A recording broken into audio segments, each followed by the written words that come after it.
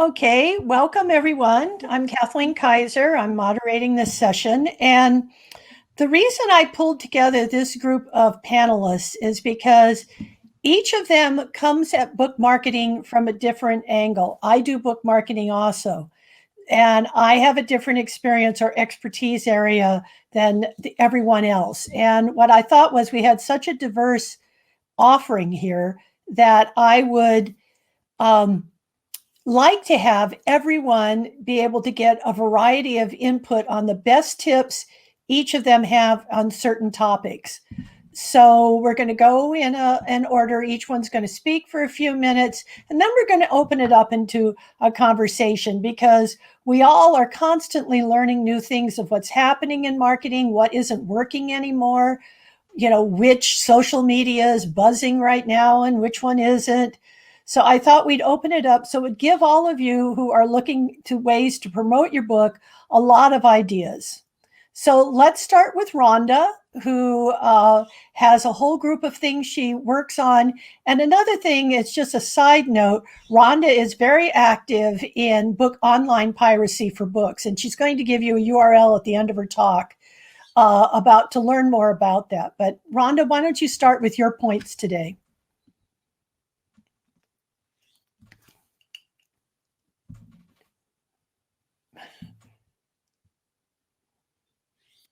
I'm very happy to speak.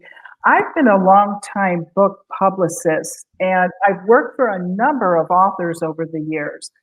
Whether your book is a fiction book or a nonfiction book or a how-to book or whatever it might be, it doesn't really matter because the traditional public relations techniques to get your book noticed are pretty much the same. So what I'd like to talk to you about today is how to get your book out there and get it exposed and get more publicity for your book.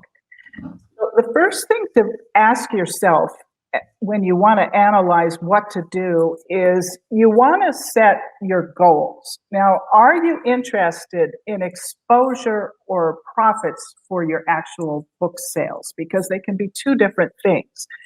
Now, traditional public relations is very, very important.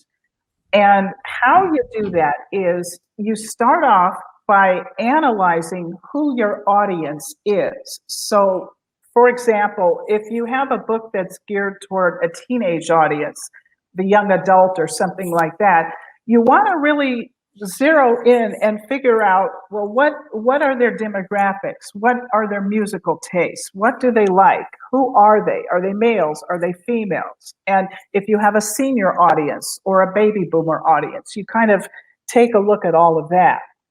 Now, besides the actual audience that you're trying to reach, another good tip is to think about the geographic areas that you're interested in covering. So is this PR campaign going to be local? Is it going to be national? Is it going to go internationally? These are all very important points to think about.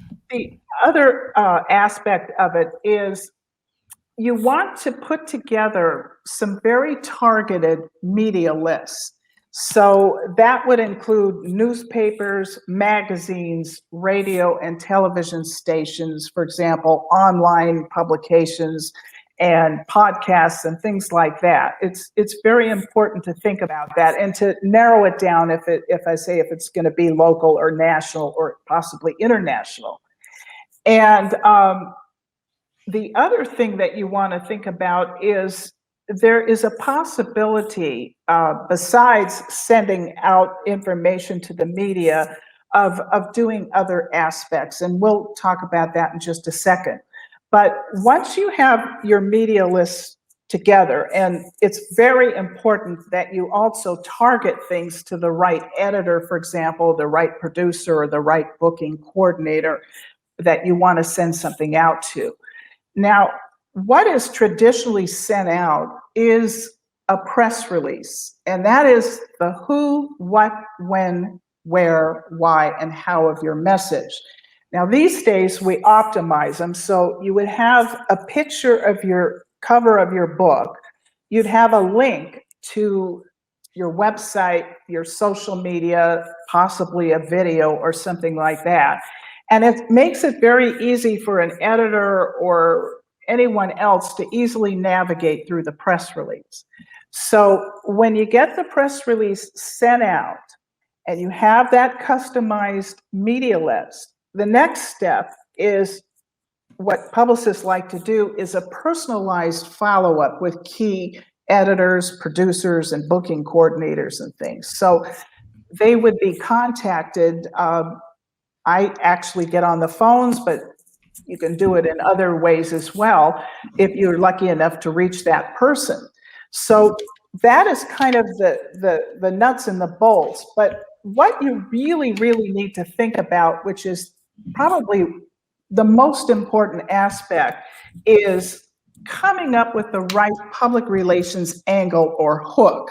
And this is an idea that will ignite the interest of the media to give your book some kind of attention. Now, last year during COVID, I had an author that I represented that was a fitness instructor, and she had just come out with a fitness type book. So what we had to do is we tied it into what was resonating with the public. And we figured it would be a good idea if she gave tips and suggestions on how to remain safe and how to remain healthy indoors during the quarantine. So we used that angle as a way to showcase her book on fitness. And that ended up getting her quite a lot of media attention. It was something resonating. So to come up with an angle, you want to have something timely, topical, might be a holiday theme or something like that. But as you can see, this is something that really resonated with a lot of people. So that is one aspect of it. And okay. All right, now, Rhonda, why don't we save some of that? We're kind of wrap up a little bit. Just do give them the URL for your piracy online work. Okay, well, the best way to reach me about that, I have a section of industry resources for online book piracy awareness, is my website, and I believe that it is listed, www.rhondarees, RHONDAREES, and April happens to be Check Your Books month to tie in with World Book Copyright Day and World IP Day, which is also in the month of April. Okay, well, we'll pick up more on those points.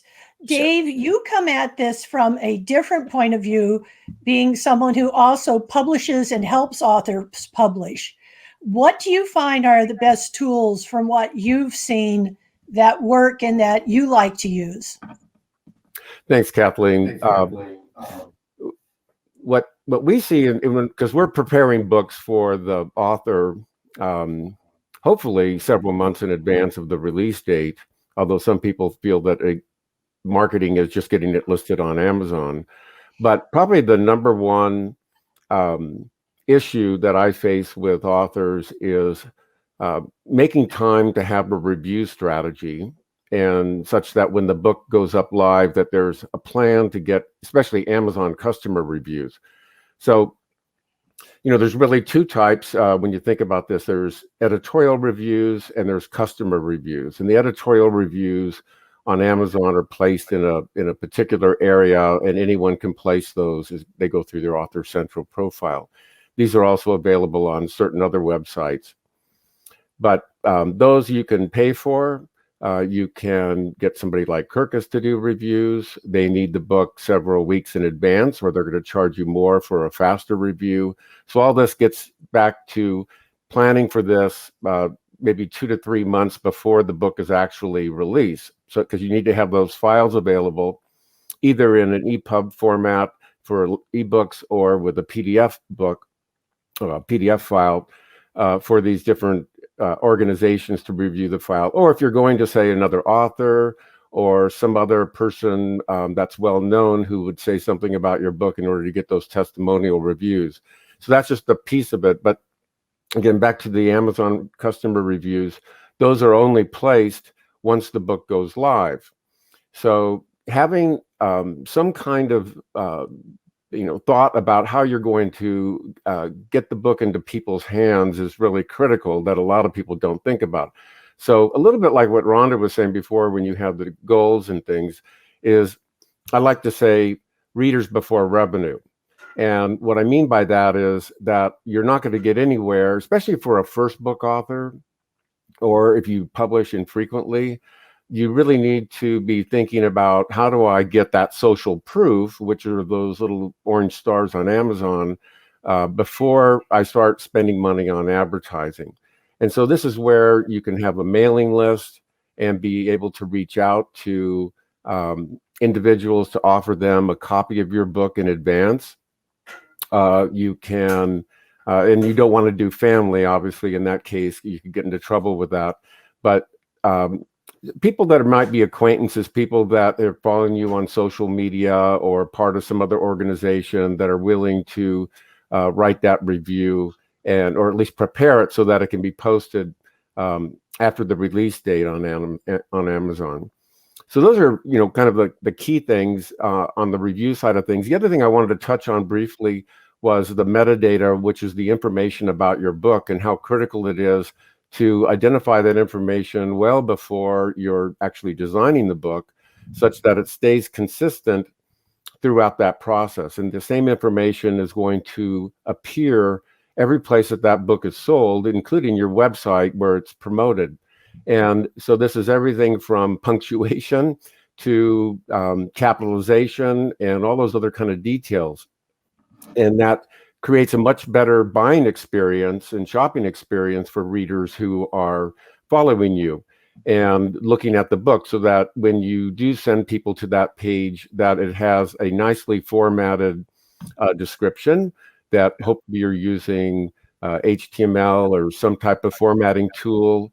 Different services allow you to do it different ways, but make use of bold and make use of italics and bullets and such things.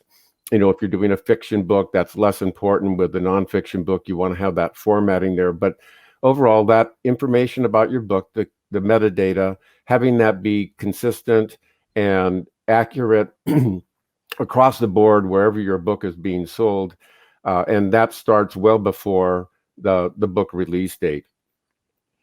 Yeah. One of the things that I'm president of the Writers and Publishers Network, and we do the new releases from email that goes out to just over 3,000 reviewers, book bloggers, stuff like that. So it's a good way to get them done in advance and get reviews that you can put into the editorial section on your Amazon page.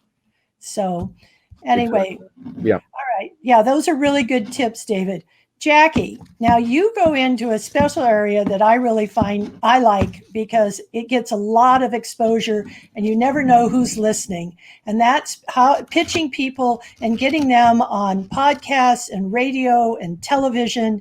And you've really honed this into a fine art. So why don't you talk about that and give some ideas? Well, and today, Kathleen, you're really also talking about virtual speaking. So podcasts and virtual summits and virtual speaking all fall into the same category. And of course, radio is with the podcasts. So it's very, very key that when you are an author, you need to be exposed as many places as possible to the right audiences. And so when you are searching for specific kinds of organizations and or podcasts that are just right for you, let me give you a couple of keys. For example, if you're looking for radio shows and podcasts, radio shows, you can just call up on your Google the local stations and go to them and see if the hosts for the local shows, not the national shows, are listed on the website, and then reach out to them. And if they're not there, just call up the stations and get the contact information.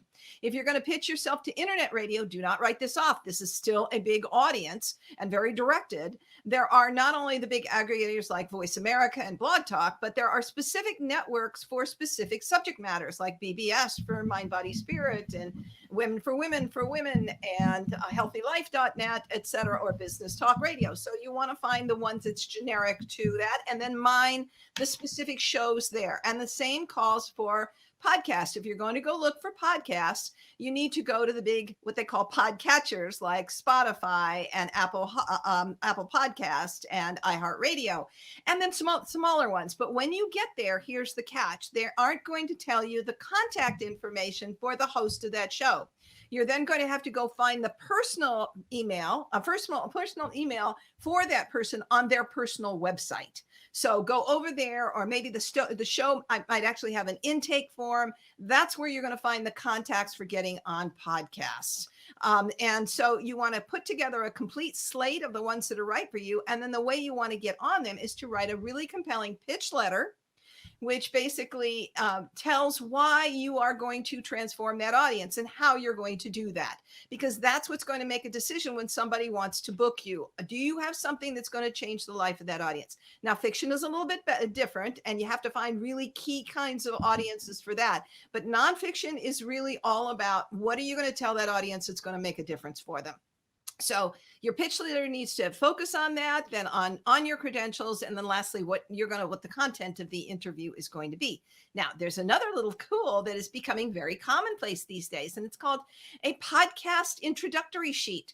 So if you don't want to go to the effort to writing a big pitch letter, you can also develop, or you can use them in tandem, a podcast introductory sheet that gives a little bio on you, oriented toward what you're bringing to the audience, and then 4 or 5 topics that you're willing to talk on. So all of those are really, really key resources. Now, if you're going to pitch yourself for virtual speaking opportunities today, which is just about everywhere, and meetings, venues, and associations all have opportunities. Conferences, yes, they're still going on, but they are a little bit more harder to find these days, and a lot of times are very specific about who they want.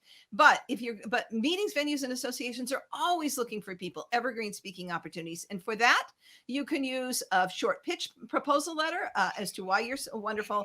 And then a little bit, you can use a speaker one sheet, which is kind of like the companion to the podcast sheet that's 2 pages. And on the back sides are 3 different presentations that you will like to offer to them to pick from when they bring you on as a speaker. So all of these things, and then finding your speaking gigs is really can be time consuming. So you have to actually carve out time in your schedule to do this. Like, commit 3 hours a week every single week to do your booking. Otherwise, you're going to find that the week goes past, and all of a sudden, I didn't get a chance to do that. But there are, Speakertunity does help make this a whole lot easier and faster, because we do all the research for those speaking opportunities and podcast opportunities and summit opportunities. So you can get them there without having to do all that effort. So that's where we kind of fit into the picture to make it a shorter process for you. Do you find a lot of people, Jackie, are able to get out there on their own and get speaking opportunities, or at least get on podcasts and radio? Oh, goodness. Yes. There are actually a million podcasts today, and there are about 9,000 speaking gigs a day in the US and Canada.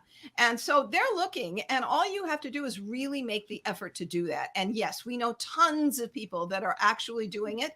And that doesn't necessarily mean that you have to do it all yourself. You can also get a virtual assistant or a team member to do it for you. But here's the key to that. You have to brief them and make sure that they're doing it the way that you want them to do it. They're delivering the message you want them to deliver, and they've got the materials that you have approved, and so that they are consistent with your branding and your messaging. Right. Having that consistency is really important in developing your image and your brand for your book and everything going forward. Okay, Penny, you you're a best-selling author besides being the CEO of Author Marketing Experts. And what I love is that you take everything that you learn to do with your books and then use it with your clients. You test it out on yourself, and then you turn around and update your book on that subject. I think it's fabulous the way you're doing that, because you're constantly improving, because you're working with a monster with Amazon that is completely in flux, and yet 99% of self-published authors are 100% tied to Amazon. So what do you think are the most important points for people, self-published authors, or any author in dealing with Amazon and what they need to draw attention there? Well, and I'm glad that you led with that. I'm glad that you asked that question, because one of the biggest things, I think, we all kind of know, we've all sort of heard the term Amazon optimization at this point. We know the importance of keywords, or metadata, as David mentioned. But one of the things that I hear so rarely talked about is your Amazon book page. And here's why that's important, right? First off, so many times I hear authors say, oh, I'm running Facebook ads, or I'm running Amazon ads, and I'm getting lots of impressions, but I'm not getting a lot of buys, right? Now, obviously, there's a variety of reasons why these ads are not converting. But one of the top reasons is because your Amazon book page is not optimized, right? So maybe your book description isn't as sharp as it could be. Maybe you don't have spacing in, a lot of times I see authors, they put their book description up on Amazon and it's literally just one paragraph, this jammed up text. And it doesn't really, it's unenticing to the eye, right? We know from having worked in the book industry and worked with lots of book designers that the interior of your book has to have something that is appealing to the eye, right? So that kind of spacing and paragraphs and bullet points and bolding. And your Amazon book page is the same way. But here's another reason why that matters. So Amazon assigns a relevancy score to everything that's on their website, okay? If you have if your Amazon book page is getting lots of clicks, or if you're running all these ads, or even if you're doing promotion and lots of people are coming to your page, but you're not really selling books, it impacts how much Amazon actually shows your book to the audience. So it impacts your relevancy score. Now, relevancy score, by full disclosure, is my term. But Google, we know that Google and Amazon mirror each other in their SEO. Jeff Bezos was an early investor in Google. He was very behind the scenes during strategies in terms of how they rank, websites. And we know that Amazon really wants to only show things to consumers that they're interested in, because Amazon's first goal is to sell lots and lots of stuff and keep Jeff Bezos really rich. But if your book is not converting, so if maybe your cover isn't appealing enough, more times than not, it's usually the book description. Amazon continues to devalue your book page, and no matter what you do, it won't show it as much. It won't come up as much in search. So some of the things that you can look at, or that you should look at in your book page, if you're thinking, oh my gosh, I haven't really spent a lot of time. I mentioned the spacing, right? So make sure that it's friendly to the eye. If you've written nonfiction, bullet points are great. Selective bolding, like for my book, my recent book, How to Sell Books by the Truckload on Amazon, I bolded certain things. Kathleen gave me a great review on it, which I used as an editorial review, and I bolded certain things in her review. Leading your book description with a standout review. People like what other you have selling, right? So you can add video to your Amazon book page, little video shorts, which are super fun.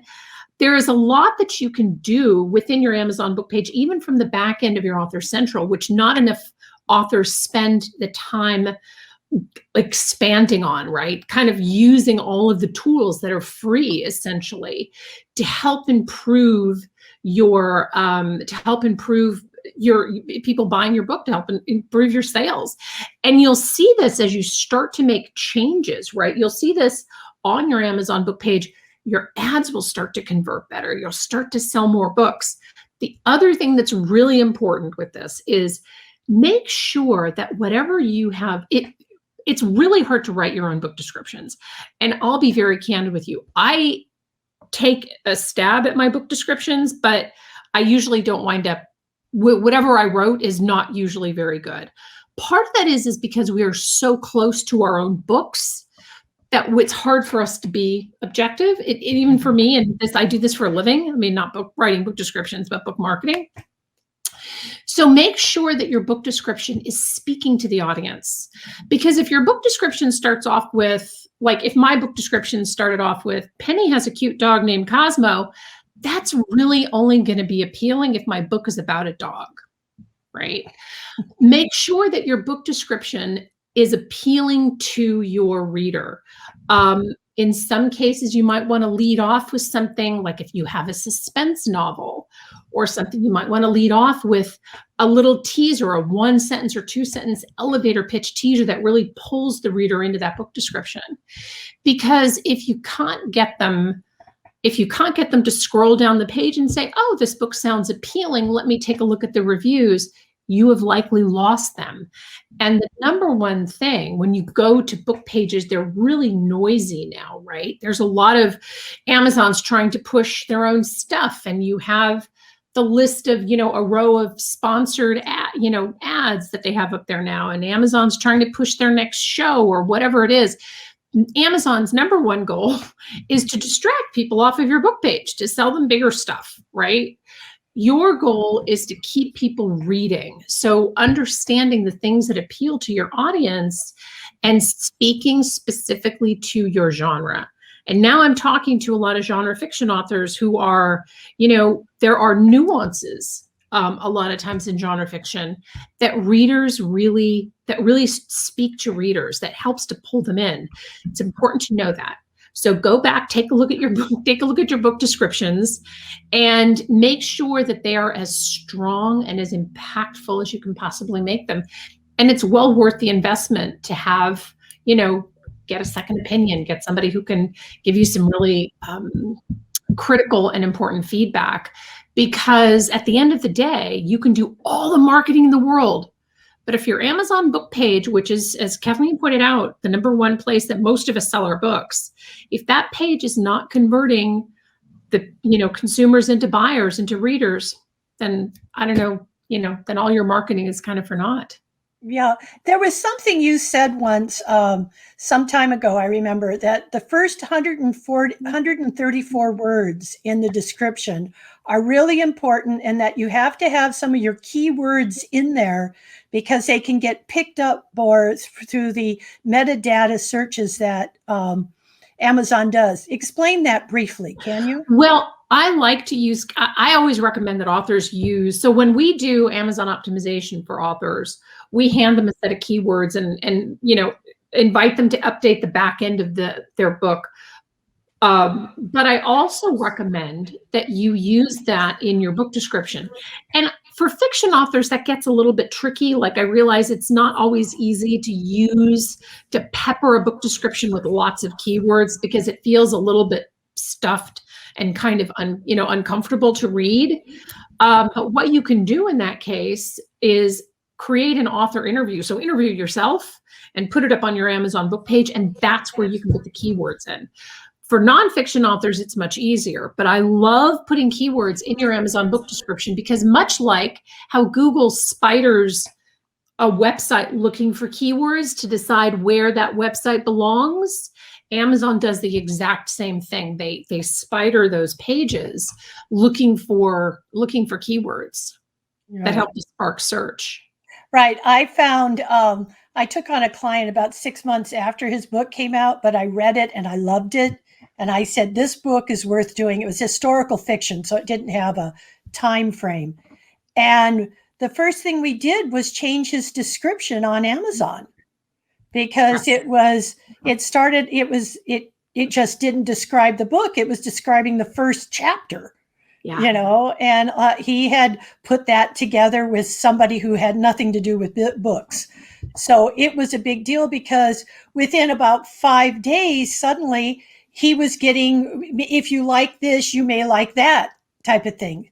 And when we did some ebook promotions for him, suddenly he was getting personalized emails sent out about his book because I'm in there as historical fiction, and I suddenly got it, It's amazing how much even just small changes can change the trajectory of where your book is getting placed on Amazon. And like I said, it's it's something that we often sometimes the easiest stuff that are the things that we overlook, right? But it's an easy thing to overlook, but it's equally as easy to fix it, right? So if you're watching this, if you have all your text kind of jammed on your Amazon page, It's not appealing to the eye, right? And we don't really read websites, we scan them. So keep that in mind as you're redoing your book description. Yeah, I think one of the things that's a perfect on that, and then we'll move on to something else, is that I do it myself because I buy a lot of books on Amazon.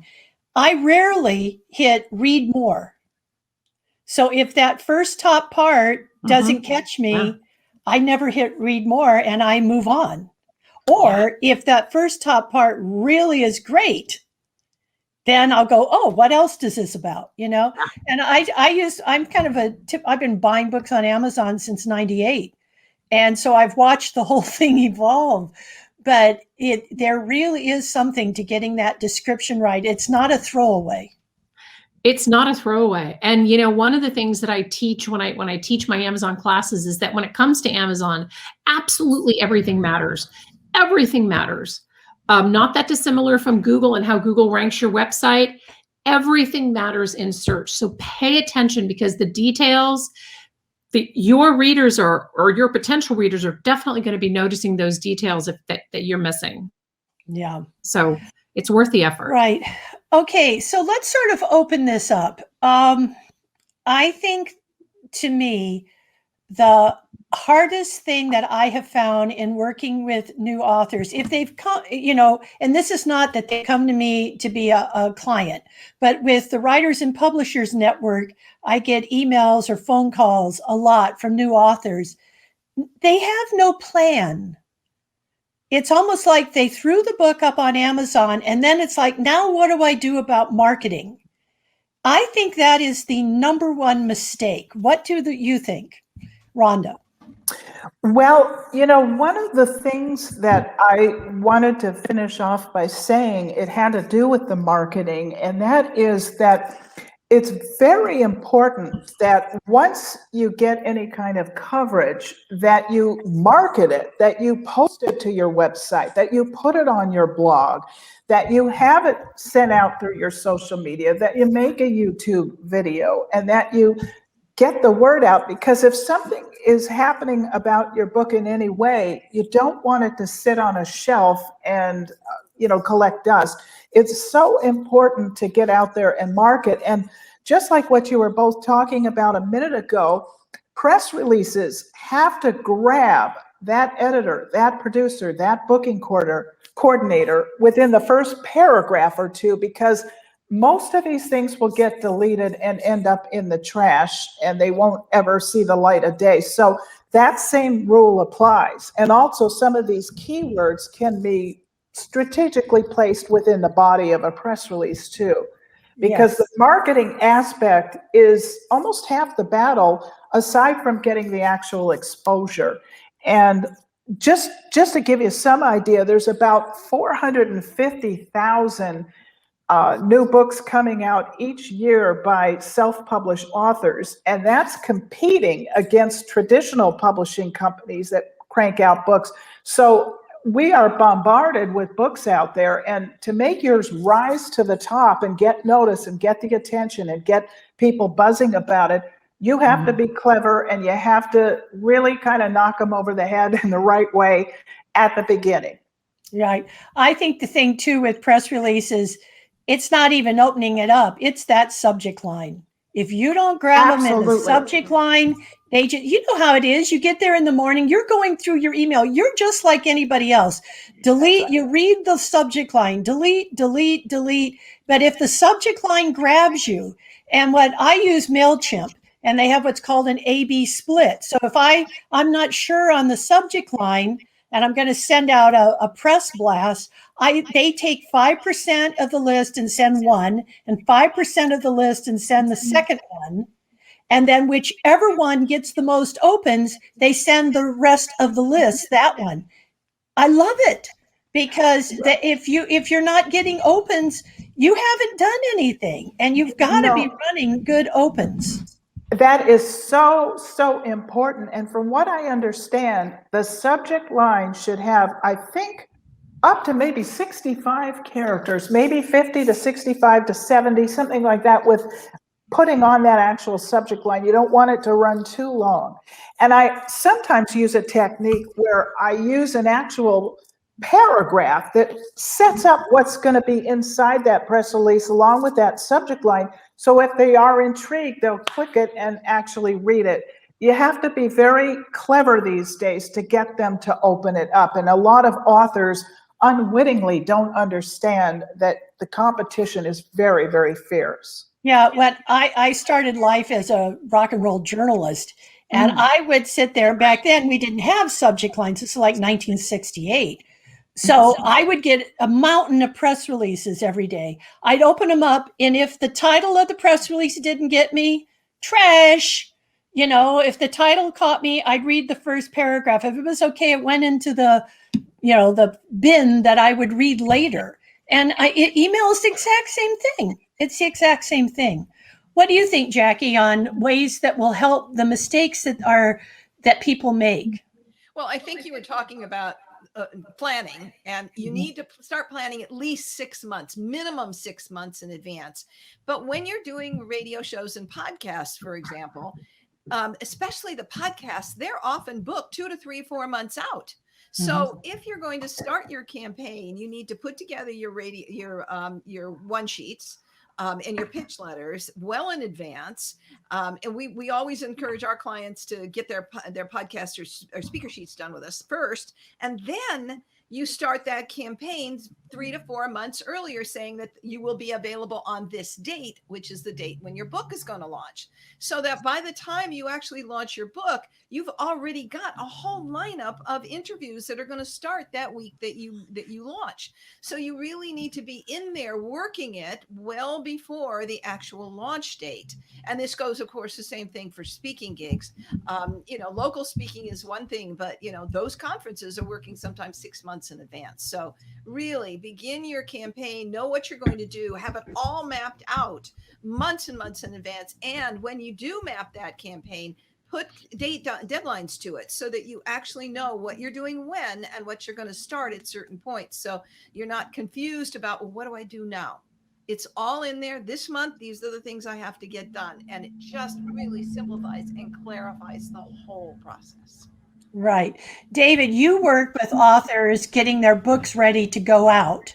What do you find most of them? I know it's starting too late. We've all agreed on that. But what appeals to them that you can use to make them understand how important it is? Well, sometimes it's a little easier than other times. I think they're trying to, they don't understand that much of the process. They have a lot of questions. And one of the first places first tasks I try to give to someone, this actually starts at cover design, is let's take a look at the other authors in your category. And so this advice would be for someone that's maybe even launched a book already and don't know what they're doing, or, what do I do next? Or somebody that's just starting off, as you get all these, what should I charge? What should my cover look like? How should my description look? What should it read like? Go find the category where your book is going to be sold and look at the top selling books in that category, because chances are those covers, those prices, those descriptions, those titles, the author profiles, all those things are really buffed out, as Penny was saying, and they're successful for a reason. And so that's where you can get a lot of a real reality check with those people too, where they take a step back and say, oh, I see what you mean. And then that can actually help slow down the process a little bit, where they become more thoughtful about, oh, here are all the tasks that I'm going to have to accomplish before I set that release date, the end of this month, right?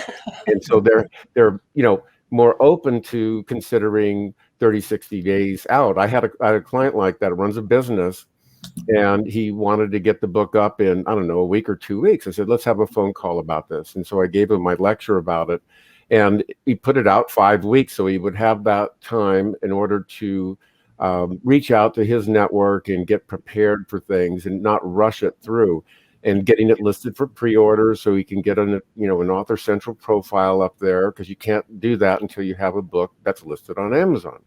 So those are some of the, I'd say comparable research, looking at books in your category and what can you learn from them.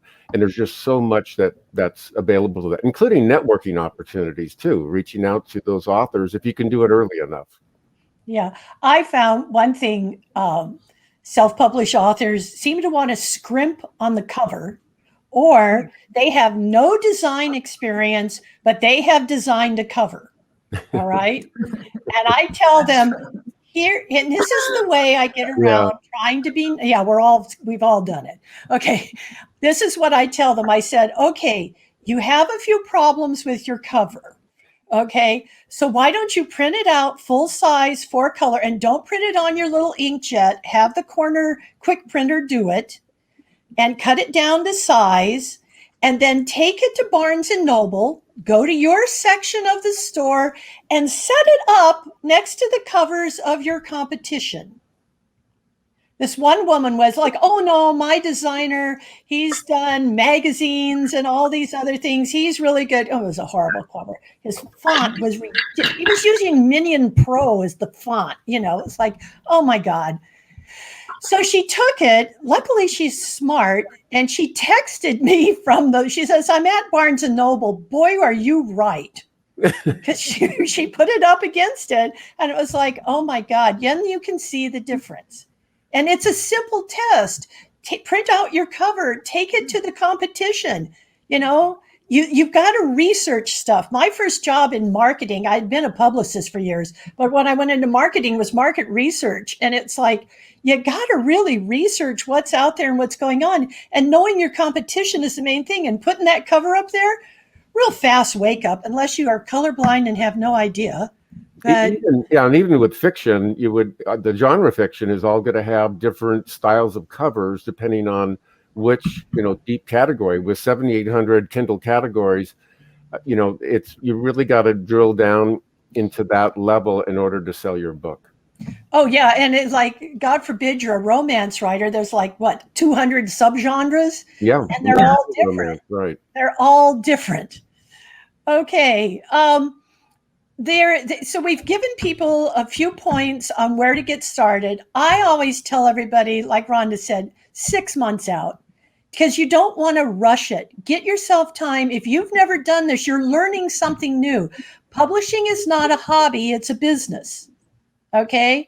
And start that 6 months out and start researching what you're doing. And like Jackie said, putting together those lists, because you can get on podcasts and on the radio. It's not that hard, but you've got to reach out and you've got to follow up.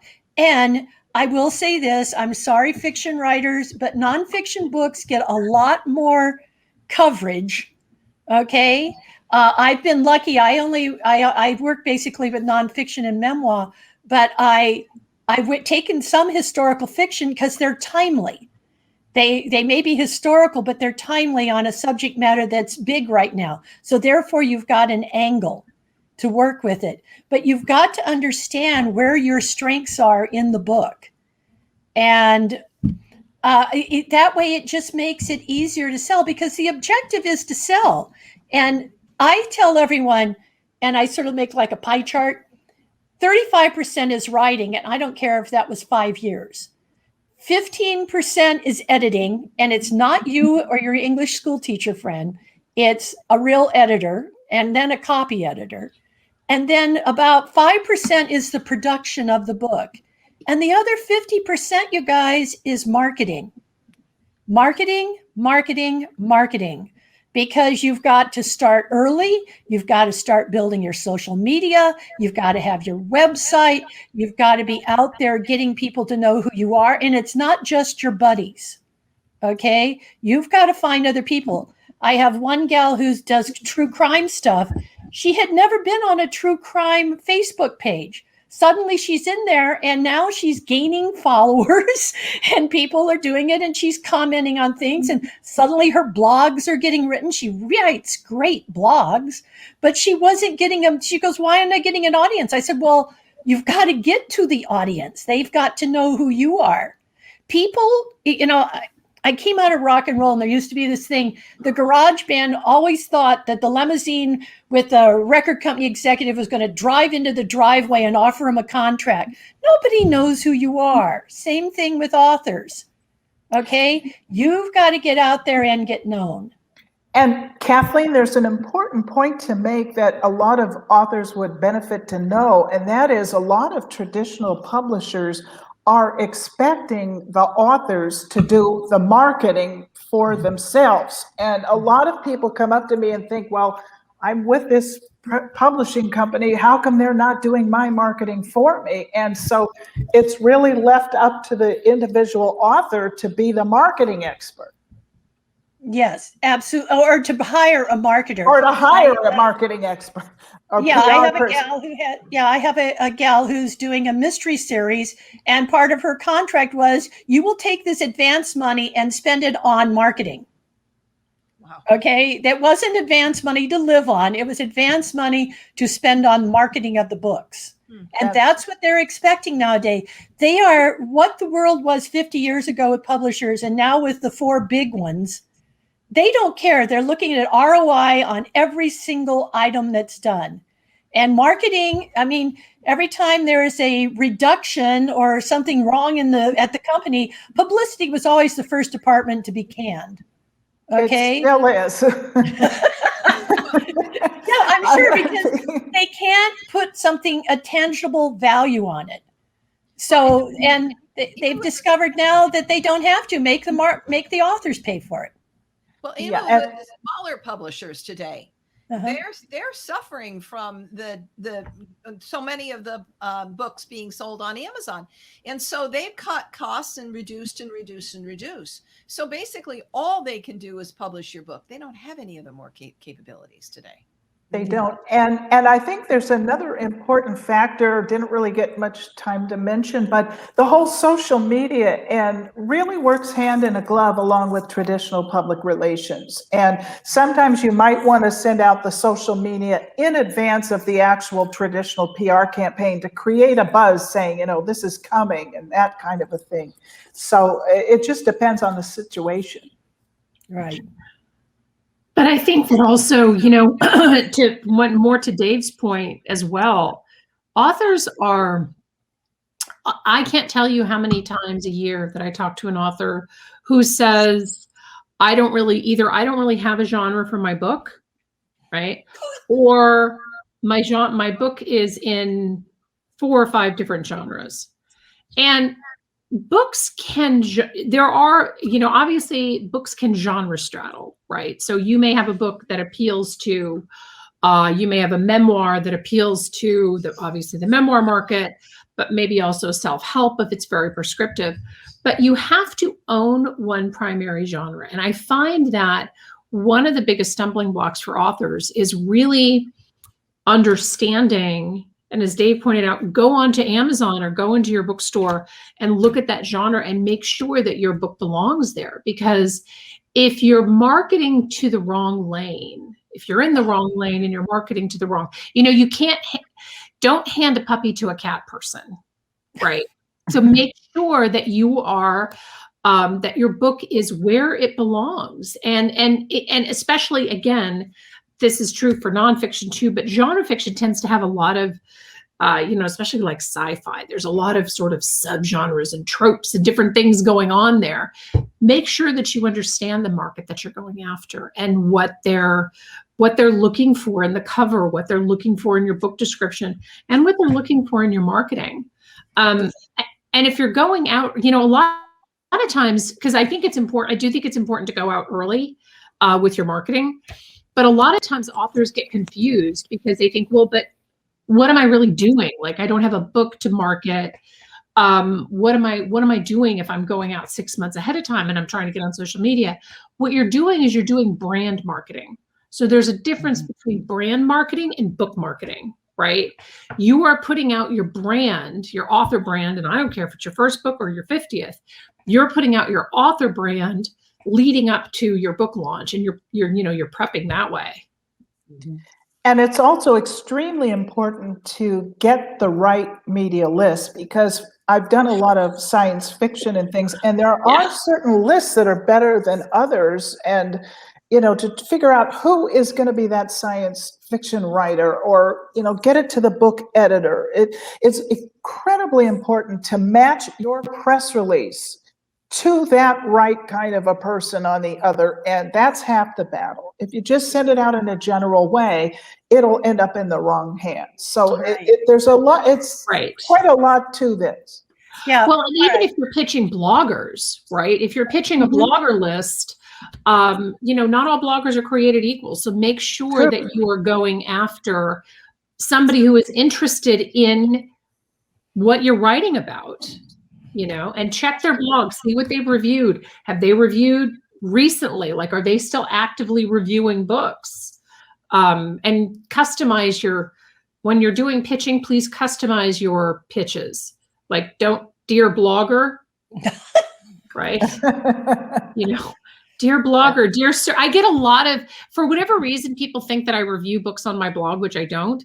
But I get a lot of dear sir or madam. I'm like, wow.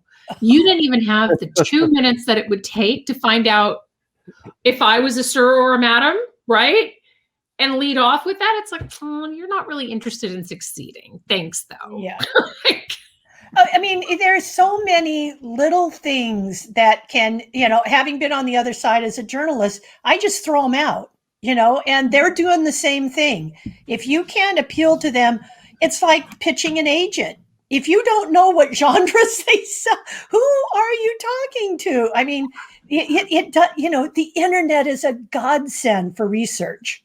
You can find every bit of information you need to know in detail, drill down on people, on a blogger, go on their site, see what they've done, radio shows, look, they all have websites, go see who their speakers were. And you can do it. And all of that, you've just got to give yourself the time. And if you have the time, start a year out trying to figure it out. It may take you 6 months before you can start to implement any of this, but take the time to find it out.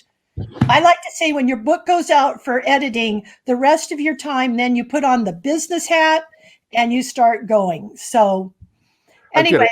I was going to add real quickly to that point that when people are, if you approach somebody about doing a podcast or maybe writing a blog post about you or something like that, what people don't realize is that the research that person that you approached will do is to go look for your online platform. They will never even call you back, right? They'll just go Google your name. They will go, let me read about this person online first and see if they are the kind of person I would like to have either on my show or to write about or write a book review about or whatever it is. So our online profiles are something that should be done months in advance, because we don't know who's looking for us. You're not going to get that call unless it's really up to snuff.